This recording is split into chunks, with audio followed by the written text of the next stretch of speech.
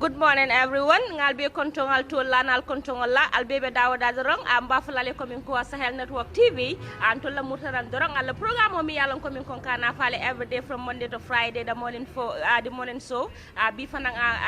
ngani mo minti wala mo pour que programme nyon tango na fale nang mi yalan komin ko nyinga mo jama be karan na jele al ya jele nyinga biwo mantara Banjul am finti tale an tata Gambia dula dol to dula mi yalan komin ko nyinga le bagdano jele mimbe je nyinga banku din kendo la mi yalan ko min ko nyinga maribe do ko min ke kam banko kan nyinga be nyaaya jele a woto nyinga be nyinga gambe nol be kontonna anum fana momorandi yalan ko min ko mari ka Sahel Network TV jube dorong amba fule ko min ko nyinga be kontonna alama nyinga masata la kayro den tenku woni sabat nyinga kayro den tenku sabati ndi nyinga gambe banko kan a woto be min kala dorong assistant linger amba fule ko min koy sama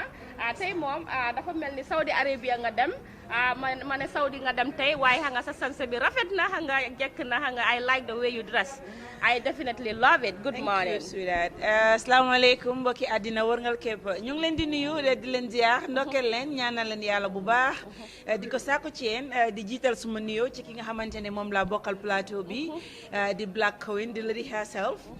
yow kenn du la wax ne yaa ngi nice because you always looking good masha Allah kon di nuyu ñi nga xamante ne ñoom ñooy Awa Aja Mr Chili with Abdou ci liggéey bu rafet bi nga xamante ne ñu ngi koy liggéey gis ngeen comme ni ko Sister Black waxee rek tey nag nekkuñ Banjul dañoo doxantu rek ñëw fii nii place boo xamante ne nii doomi réew mi moom moo fi def xéewal boo xamante ne nii dimbale waaye yàlla yi rek moom moo ko ñor mu nekk nit koo xamante ne nii li muy def ci Gambia definitely yaakaar naa ne it's high time pour àddina yëpp ñu war koo yëg parce que lii mën nañ ko ooyee ne secret thing la ñu bari xamuñ jëf joo xamante ne nii mu ngi koy def toujours man damay toog Sahel Network di wax ne Gambien si dañ war a dimbale seen morom mi Gambien si kon su fekkente ne am na Gambien yoo xamante ne ñu ngi dimbalaate loolu yi tamit dañ ko war di wax olof mu ne kuy def lu baax ku ne rek ku ko wax la bëgg ñu ne booy kuy def lu bon bëggul ku ko ca fekk waaye bëggul tamit ku ko wax waaye kuy def lu baax ku ne bëgg nga ku ko wax waaye tamit da ngay bëgg ku la ci fekk si kon ñu ngi képp ko xamante ne Gambien nga ci jëf ju baax joo xamante ne nii nu ni mel la dimbale waaye yàlla yi emut ci lii yóbbu nit ñi Màkka xarit Tabaski jëflanteeg nit ñi ay taranga yoo xamante ne nii tubaarkalla macha allah dañuy doxantu rek nuyu ki nga xamante ne moom mooy njiiti réew mi ñu ngi koy nuyu di ko ziar ak képp koo xamante ne nii moom mooy liggéey ci ginnaawam ñi feebar ñuy ñaan yàlla fëgg seeni boppa ñi nga xamante ne nii ñoom ñoo nekk ci prison yi ñu ngi ñaan yàlla génnee leen fa waaye jiitu yi tamit ñu ngi ñaan yàlla oyofal suuf ci seeni kaw jéggal leen seeni bàkkaar yóbbu leen àjjanay firdawsi comme ni ko Sister Black waxee rek tey damaa dem seeti sama mbokki naar yi dem naa ba Mauritanie di leen wax tashxaala tey nii laa def kon nag noonu la Black xam naa dañoo am a very short break man it suma pare rek nga ma dem China nga ma nuyu gaay waaye nga we will just have a short commercial break when we come back we continue man China laay dem loolu dina neex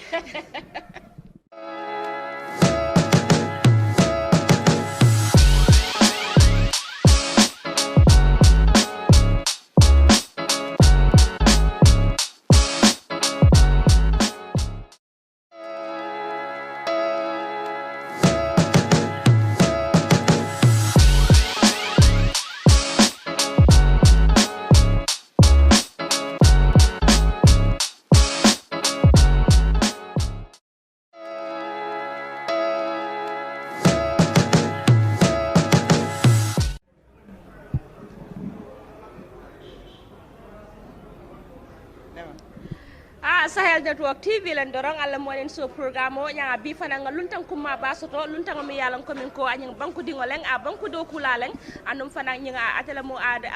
the deputy CEO of Vision Development Foundation o mi yalan ko min ko nya ka famille ko min ko oncle Mamadou Touro Dabo nya atela mo the CEO and the founder ti bidung nga min soto mi yalan ko min ko atela be sirin dala jang e ka fayna ko min ko Kabiru Dabo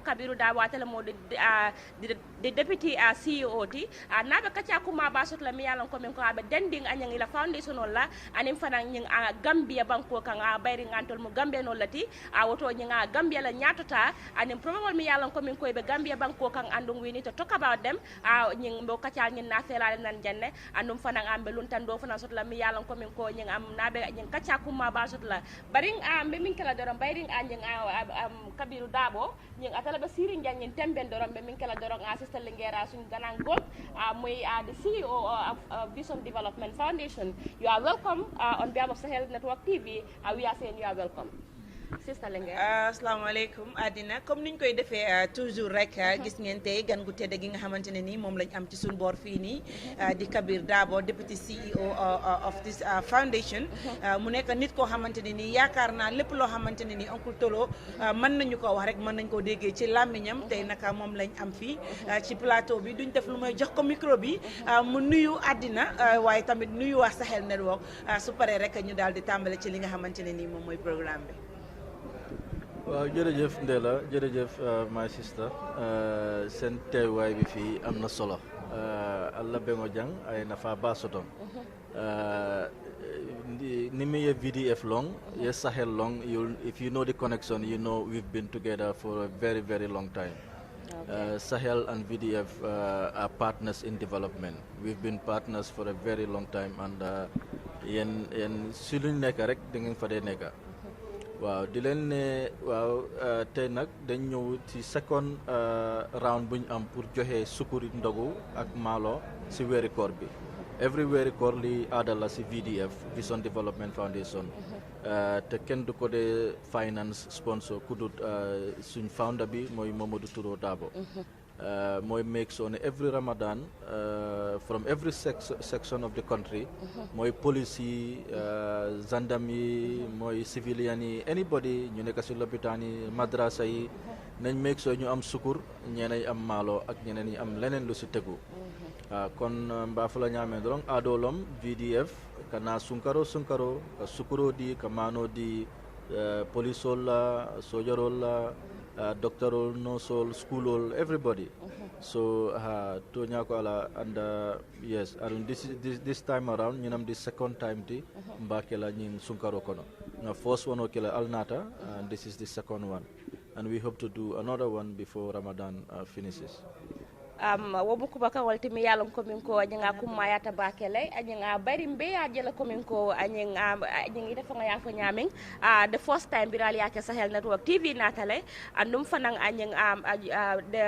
Vision Development Foundation and Sahel Network TV anyang ko mi yafa nyamin dorong they are partners in development waketa fenti mi yalon ko min ko nyanga sewo warta bakele wala asabu dorong Sahel Network TV anyang kan kato dango beke kaje ko min ko anyinale mul kumandi dorong anytime dorong ñing kanajang andum fananga yekuma kangol fami yalon ko min ko ñing akuma yata bakele bayring anying momi yalon ko min ko ñing amerika sada bondi kadi mol la mol mi yalon ko min ko isula talale andum fana banku dingol law mo fenede mi yalon ko min ko akuma yata bakele ala makala nyaato tati abe ke kan Gambia banko la kan andum there are so many people mi yalon ko min ko ñing ye fengo sotole sa ko ye nafulo sotole ñing kadi wala ko min ko ñing oncle Mamadou Touro Dabo ñing kaka ñaming ni tebe yamaro dila ñing tebe mu yamar la dila wo mol la yelo ñin karo is very important yamin fo to nyalom gambeno na ful tiol sia bake bar gambeno fanang mil batade siata bake la adum VDF going back to 20 something years now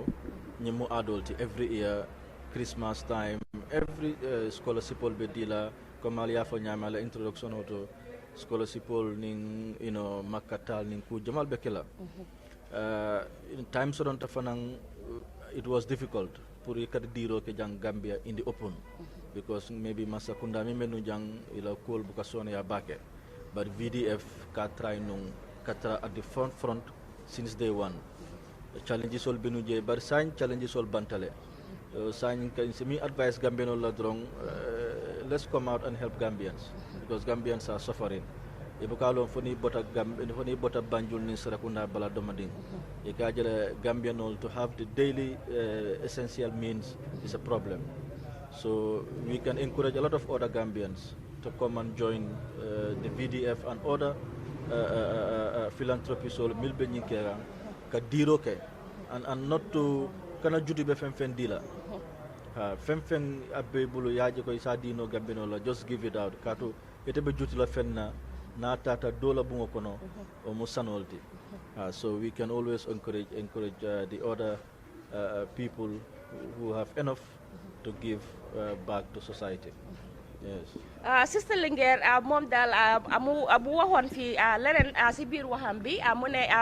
VDF dafa nekk foundation boo xamante ne was operating since President Jammeh's time because nga si biir waxam bi loolu laa fa jël you know waaye mu ne time boobu noonu comme xam nga they were doing stuff like this waaye comme xam nga it was not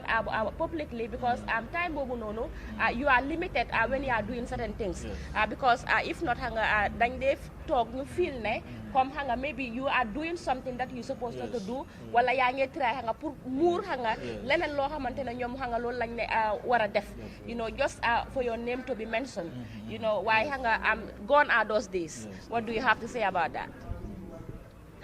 Black mu nekk mbir moo xamante ne yaakaar naa ñun ñëpp umpale wuñ loolu parce que ci nguuru ki nga xamante ne nii moom mooy Yaya Jammeh def fi lu baax daf doon jafe da ngay gis yaakaar naa démb rek ñu ngi koy waxtaanee bi ñu jógee ci sarax bi man ak suma ñoom tant ak suma mag jamono Yaya Jammeh ñu bëree bëri dañ bëggoon a invest fii ci Gambia bi cement with many other things waaye da ngay gis ne jafe-jafe ak problème yi nga xamante ne nii dañ leen ak sarta yi ñu leen ay teg dafay tax ñu jël loolu noonu yóbbu ko ci beneen dëkka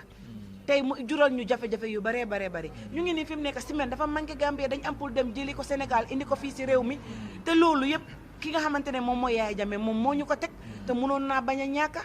ki nga xamante ne moom mooy Essa Faal business bu mag bi mu ibi Sénégal mënoon na koo ibi Gambia but by then mënu ko woon a def because mu ngi bañoon ñëw Gambia invest business am understand nga ñu jël teg ci loxo foo jëlee xaalis bi foo defee nii foo nii mu nekk mbir moo xamante ne nii ñun ñëpp umpale wuñ ko ci suñ kanam la xewee though we are very young but we know everything that was going on understand nga ba tax na wax dëgg yàlla comme ni ko Mr Dabo waxee léegi nii dafa nekk mbir moo xamante ne nii wax dëgg yàlla sant nañ yàlla daal comme que moom moo ñu ko teggil dëgg la Gambia bala nga xam ne sonn nañ comme ni mu ko waxee nga dem lu mel ni tundu Banjul diggante Banjul Serekunda and stuff like ak yeneen areas yi nga xamante ne comme si dëkki kaw bi and stuff ci dunda bu métti lañ nekk kon ñun ñoom li mu wax rafet na ñu ngi ñi nga xamante ne seen loxo jot na seen ginnaaw ñu génn dimbale ñi nga xamante ne ñoom ñooy néew gi doole yi because am na xale yoo xamante ne nii dañ mun a jànga waaye seen parents yi amuñ xaalis buñ leen fayalee pour ñu àgga si yenn seen éducation yi àgga si yenn place yi kon sponsor yi tamit daf leen dee dimbale because teachers yi and stuff dañ dee gis xale yi nga xamante ne nii comme seen parents yi amuñ bugga nañ leen a dimbale waaye ñoom tamit amuñ am nañ lu leen doy waaye ñoom suñ génn see understand nga ñu dimbale leen si lu baree bari ak dunda bi with many other things ñu bari fay liwaas daf day nekk seen problème nawet daf day jot xam nga gis kër yi ñii seen lii di daanu nekk na loo xamante ne daal comme ni ko Mr Dabo waxee rek ñi nga xamante ne seen loxo jot na seen gannaaw nañ génn si ñu dimbale ñi nga xamante ne nii amuñ da Gambia mun a dem forward. Definitely Sister Linguère li nga fi wax téere la and I believe ne comme xam nga so many people dinañ understand ne comme the rich people should help the poor su ko defee xam nga the world will be a beautiful place to live mbe ñinin kala ko tenke dorong ñinga kuma ka ngamen na wala ñinti ko bayring ñinga during President Jammeh's time those were the challenges that so many people were facing ñinga pour que ma koy roke bayrin say nga Gambia démocratie la soto bara ni ko démocratie fanan ñing fanan nim problème o dol la fanan kananan say ni ta ba fala ko min ko Gambia banko kan nga ñin tembeng ñing hadama dingol la ñanto ñing ko min dañi no la karola ñing amu fennete mi yalan ko min ko ite amira be ñaato la ba wala be ko male well yemin fo toñalom démocratie fana anin challenges bal le kana anin the I think the biggest challenge in democracy is more buka understand, but it's not only free speech and freedom of movement and everything, expression and all. Is one part of free democracy. But the most important thing in democracy is the welfare of the people. The welfare of the people should be looked after by the state. Until coming kejang anin naful tiol mbemil encourage la, well they are just there to complement the state. You understand, to help the state, but not to take the responsibility of the state. state ol ñantila responsibility follow tala ne yata yaje ko Gambia be muyitella dimba yallati they make sure everything min kana banko kan goes to the right people and comme ala sister ya dela ya fo nyame there are a lot of kids here me alon ko they are dropping out of school very intelligent children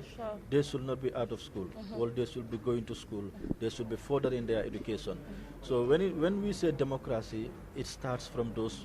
little things then we come to freedom of speech owning media independence ni o sifal but molla baluol molla nyantol all is very very important masakunda nyanta make sure ko o yake la main agenda ti the most important thing for them hadama dingol la baluo banko kan hadama dingol la nyanto o be mo nyanto the most important nyanto is baluo and dignity hadama dingol Gambian ol nyanta live la with dignity comme ya fo nyame loisol are expensive mo be do ko la salary 3000 4000 dimba ya be siari be loiso jola it doesn't make sense nyanta domoro kela medical bilol it doesn't make sense so government needs to increase salaries to adjust to our needs all of the most important things in democracy no man sotong mbem fande ne la janko freedom of speech because woto mo balundila woto banko sambala nyato woto imamira komin ko nyin wala ya sabu fanan anyin mo jama nyin tembeng ikamin fodore ka fole komin ko anyin the rich are getting richer whilst the poor are getting poorer anyin akata ko anyin kuma kanati mi yalan komin ko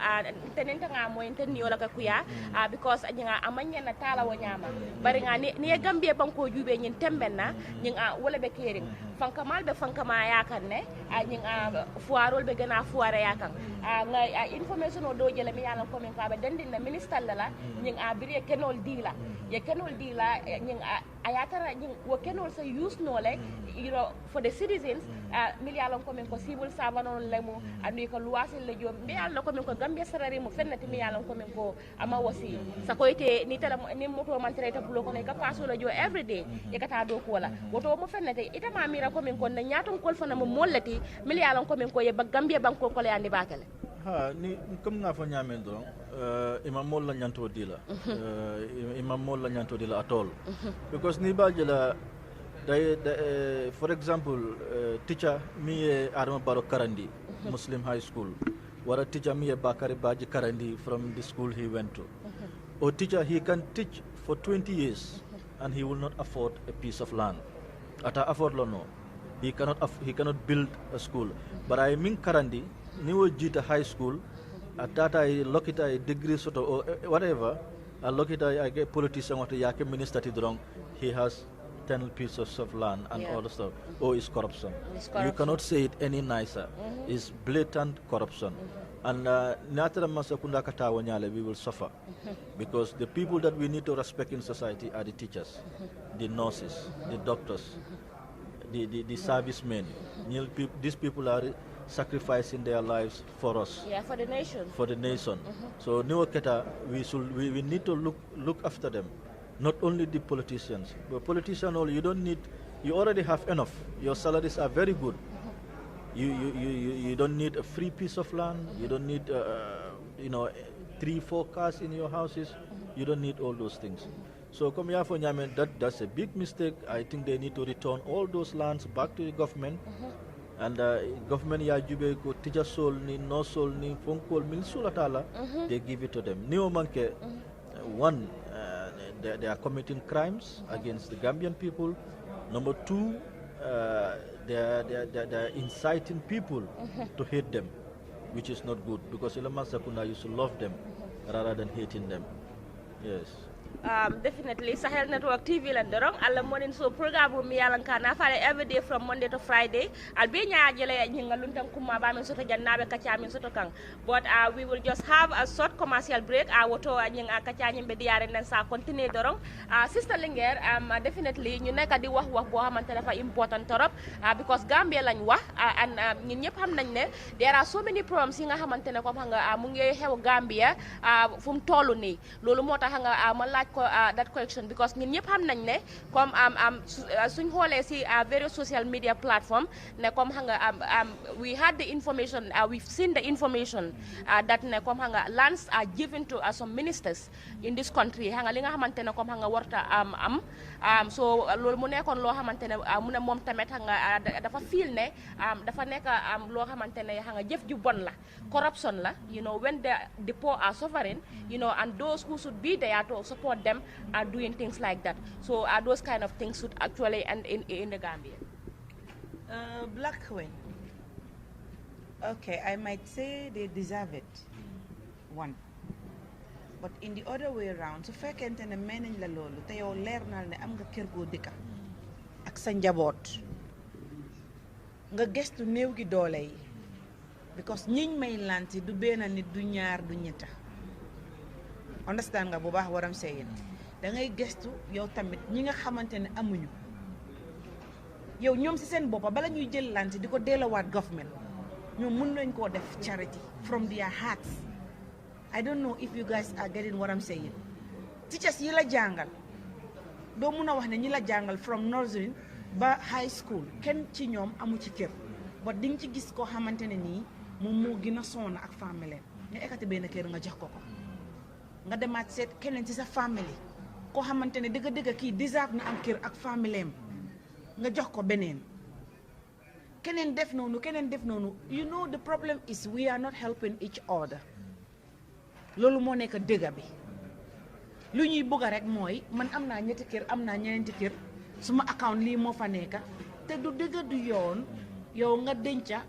hundreds of thousands millions te yow sa mbokk sa deret is suffering out there yow nga foog loolu ndam la déedéet man gisewuma loolu ndam man loolu li ma ko gisee mooy dof loolu ci dof la bokk parce que ku am xel di xalaat nga dem bañ war laa fal nga nekk ministre wax dëgg yàlla yow kenn warut laa ëpp xel ci ñi war a gën a mën a xalaat ci ñooñu nga war a bokk. Sister Linguère definitely li nga nekk di wax nii dafa nekk loo xamante ne dafa important torop waaye soo xoolee lands yooyu noonu the lands belongs to the state so ñi ne dañ jël land yooyu noonu xam nga ñu jox ko gars yi to compensate them. Because dañ feel na ko most of them their lands were taken during President Jammeh's time. Why so many people are asking questions? The people who are given those lands, ñoom dañ nekk ñoo xamante ne they are victims. Why? So fekkee loolu la there are so many victims yi nga xamante ne they are in this country. The same thing happened to them. Lan moo tax they did not try to see how best they can compensate those people. This is where the problem lies. Man, dama bëgg nga advise our leaders definitely because. Why nekk president? Liggéey la, you are a civil servant. You are the highest civil servant. Nekk minister liggéey la. Suñ la fay ñu jox la allowance loolu doy na waaye suñ la joxee anything outside of that allowance sàcc la. Corruption la. You need to be prosecuted. Te ñun activistes yi ñu nekk ci Gambia bi right now ñu ngi bindal nañ IGP ne ko they need to start opening a case against these ministers, serious case, because an example has to be set. Minister bu jël lii nga woon ñu ci constitution bi fan la wax ne yow yelloo nga lii su ko yelloo wutee rek sàcca nga ko because kii may na ma 5,000 man xaw ma kii fu mu ko jëlee police ñu ne kii daf ko feneen la sàcc la ko def kon man tamit damaa bokk ci sàcc yaa ngi understand kon loolu lañu foofu la ñu waxee rek because si yu ndaw yi la gaay di dooree di jël ba ñooy jël luñ xam nga torxal dëkk bi because laan yooyu ne comme ni ñu ko waxee mënoon na moo dem si yeneen victime yaa jame bari nañ fii ñu ngi toog 10 years 5 years ñu ngi xaar compensation kenn gisul dara so ministre yow ñaakuloo dara yaa ngi am ay ñaari moto ñetti moto foo dëkka ñoo la ko jox ne everything ba tey ñu laa jox laan ñu ngi sofa waaw ñoom ñooñu Yusufa Mbay ñu ngi fii ñoom Siaka ñoom Jàmme ñu ngi fii benn système mu ngi fii day jaay loxom bi du ko de mën a wàccee sax bullet bank si loxom bi ba tey dem nañ tokki ñëw nañ nothing Yusufa sax tey sax dinaa ko yóbbu Q City last week yëpp ñu ngi ko yóbbu Q City Gambian si ñoo dee génne seen xaalis muy dem am thérapie foofu noonu tey sax tey Thursday 6 o'clock war na moo dem Q City pour am thérapie government bi ñu ngi ko ignore nekkuñ di ko toppatoo waaye loolu yëpp is okay ñun citizens yi ñu ngi jël suñu responsibility waaye lu ñoo wax rek mooy government bi nañ wàññi corruption bi because dafa mel ni njiit bi sax I'm sorry to say this njiit bi mu ngi jox corruption blind eye kenn du wax ne njiit bi dafa corrupt waaye soo nekkee njiiti kër nga gis sa doomi kilifa nga nekk kilifa kër gis sa doomi kër yi di def ay yeneen rusut noonu then am afraid yow foog ñu tuddal la fa waaw foog ñu tuddal la fa moo tax foog nga contrôle sa kër nag yar sa njaboot yi em loolu lañ fi ñu war a em waaye di jël ay land di ko séedoo loolu is not nice. te land yooyu noonu ñuy jël di ko séedoo duñu wax ne ñoom ñoo ko moom. xam nga nguur dafa garaaw torop dañ bari doole ba dañ dee jël seen doole boobu noonu di ko di jaay advantage nit ñi because man always dama dee wax ne dañ dee jël ministre teg ko foo xamante ne nii du foofu lañ ko war a teg. ñun dañ am suñ problème yoo xamante ne dañ ko war a fight and we are not fighting it. gis nga Gambia su meloon ni Sénégal ñu am strike. non dëkk bi daf doon dem. baalal ma de dëgguma la sa wax bi dañ am wax yoo xam ne dañ war a génn si suñ vocabulaire mooy ay buur ay mansa ak ay yooyu to me it doesn't make sense. man to me président watchman la man watchman laa dee ooyee président because yow da nga ñëw nga wane sa credentials ñëw laajte sa carte mooy interview ñun ñu déglu la ñu seet la ñu ne ok jël nañ la ñu ne la lii lañ laa fay lii lañ la allowance ñu ne la nga ñëw nga liggéeyal ñu soo kooku su demee ba am doole ba ëppat doole ba ñu ne nguur dafa am doole loolu dafa ma dee confuse lool nguur amul doole Adama Barrow amul benn doole déedéet ñun ñoo am doole bi ñun ñoo ko fa teg yow mu teg nit yow yaa am doole bi Adama Barrow mënut a teg ba mënut a def ba am président Adama Barrow su bëggee nekk président tey mu ne Gambie bi faalewu ma leen dama bëgg a nekk président du mën a nekk président. waaye soo ko xasee ba jox ko sa carte bi ba ngeen teg ko ba pare mu ëppale nit ñëpp doole. loolu make good sense ñun ñoo am doole soo xalaatee ne moo am doole rek yaa ngi nax sa bopp. yéen a am doole yéen mu ko fa teg yéen a mën a demaat si state house nga ne ko my friend fii lañ la teg ñu ngi laa fay try nga wasalaam waaye mun loo def liggéey bi may ñu am nañ right boobu. bala ngay def may ñu boobu noonu foofu moo dee nekk problème bi. waaw waaye understand nga right now nii we all know ne mënuñoo jóg nii sol suñ daala dem ne Adama Barrow get out of the state house dafa impossible te su ko neexee mu ne foofu mu toog noonu ñu dem def loolu mu ne arrest these people ñu dugal ñu ci seel bi and they will do it so obviously nguur suñu waxee dafa am doole dafa am côté buñ ko waxee rek and it is true understand nga waaye loolu du am doole loolu jaay doole mooy jaay doole bi mooy am doole bi déedéet mun nga ñàkk dara waaye nga koy jaay mun nga nekk baa doole waaye ngay jaay am so nguuri Afrique noonu lañ mel amuñ doole waaye dañ koy jaay ndax dañ fa am ñuñ contrôle si suñ armor yi suñ soldats yi suñ police yi te Afrique luy problème mooy ñoom seen boppa Afrique soo gisee Sénégal mu raw yeneen dëkk Afrique mooy seen soldats yi seen police yi dañ jànga waaye ñun suñ bos seen jànga amul fu ñu war a em because kenn du dem université dem si soldat bi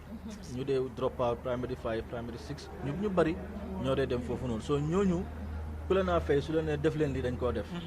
fekk ñoom xam nañ ne loolu it's not even right duñ ko xam sax waaye you know my friend citizen bu elect président am moo mun a toogaati mu ne président bi man bëgguma la so des na si président bi mooy ne ok kaa ñu waxtaan lu tax bëgguloo ma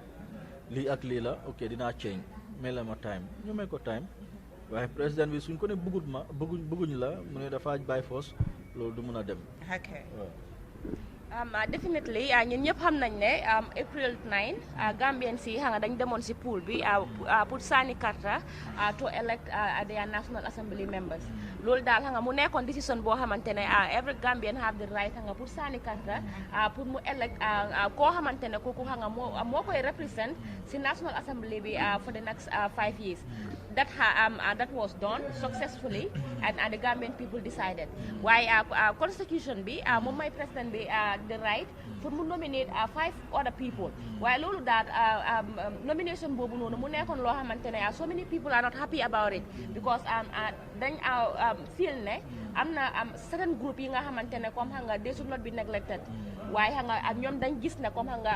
they sideline those people mooy the disabled the differently able people yi waaw loolu daal xam nga mu nekk loo xamante ne I believe they are also part of the society and then xam nga ñoom tamit xam nga dañ dee dem si pool bi pour sànni karta. What do you have to say about that? Wow, you are right. Gambian yi def nañ a very good job once again after presidential ñu dem parliamentary ñu tànn ñu leen neex. Waaye comme noo ko sa question mu ngi focus on the nomination. I think president bi amut advisors man soo ma laajtee. Mr. Barrow is a nice guy. I like him personally. Man, I like the guy. Why he lacks advisors and so amut advisors in this world. You're bound to fail. No, you're bound to fail. Loolu bu ko kenn lifine sax. So people like us luñ fogoon si nomination yi mooy Barrow dina use these 5 people yi mu dem uti teacher yu màgget yu correct benn dem uti docteur bu correct yaaga retired too docteur mun naa nekk Christian mun naa nekk disabled teacher bi mun naa nekk disabled mun naa nekk Christian and any 5 people yoo xam ne su leen toggalee si parlement bi Gambia ne duñ nama Halifa Sallah duñ nama Sidia Jatta duñ nama ñoo xam ne they were in the parliament and were with substance waaye man musuma gis si àdduna bi président muy nominate politicien déedéet politicien da nga ko bàyyi moom mu dem taxaw suñ ko falee mu dugga suñ ko falutee mu dugga waaye doo de technocrate si nga dee nominate ñu dem liggéey fa seet looy correct xam nga yeneen waaye di nominate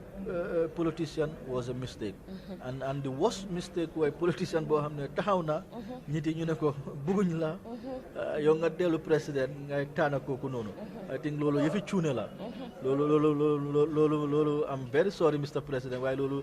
jikko cuune dëgg la loolu is the biggest mistake you can ever do because doom président nga waaye comme ni ñu ko waxee amuloo doole so bul nax sa boppa bul ever nax sa boppa ne am nga doole ku la ko wax daf laa nax Mr. President amuloo doole because gis nañ fi ñoom Gaddafi gis nañ fi ñoom Saddam Hussein gis nañ fi ñoom ñeneen ñu ëpp ñu doole téeméeri yoon yaa jame moom waxuñ ko because moom yaa ko ëppa doole sa bopp waaw yaa ngi understand waaye lu ñu déedéet am nga rek dama si waxin la rek waxin because moom moo ko wax mu ne moo ëppa yaa jame doole waaw mu ne moom am na économique am na lifin am na la yaa jame Gambian soldat rek la waaye loolu yëpp tooñ la rek waaye lu ñoo wax rek mooy to be on the safe side mooy dëkk bi nañ reconcile Barrow waroon naa use 5 nomination cards yi mu isi ñoo xam ne dañoo ñëw reconcile dëkk bi ñu dox ñu def xam nga Gambia is easy to develop Jawara try na maybe overstay na keneen ñëw na hijack na ko njuuj jaaj na mbir yi jaxase na karta yi